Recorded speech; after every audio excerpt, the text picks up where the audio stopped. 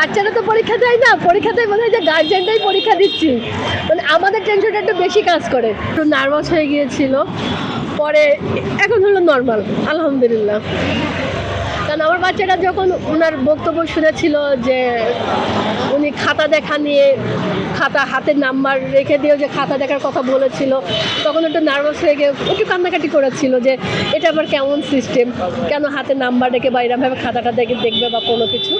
প্রতি সপ্তাহে সর্বোচ্চবার বিকাশ পেমেন্টে 50 জন হবেন পেমেন্ট চ্যাম্পিয়ন। জিতে নিন টিভি সহ আকর্ষণীয় সব প্রাইজ।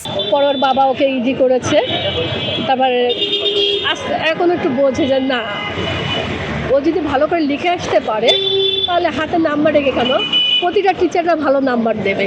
এখন আমাদের মন্তব্যটা তো বড় না, উনি যেটা ডিসিশন নেবে ওটাই ঠিক করবে, ঠিক না? আপনি আমি যা বলবো সেটা তো উনি শুনবে না। আর ওনার আমলে যেই রকম মানে শিক্ষা ব্যবস্থা ছিল তখন নকল করা যেত, এটা ঠিক।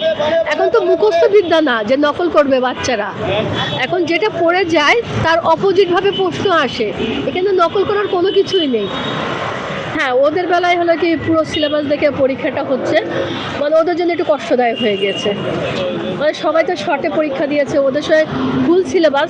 তাই আমার দিক থেকে উচিত যে মানে যেই টিচাররাই খাতা দেখুক না কেন সেইভাবে খাতাটা দেখা উচিত তাদেরকে, হাতে নাম্বারটা না রেখে।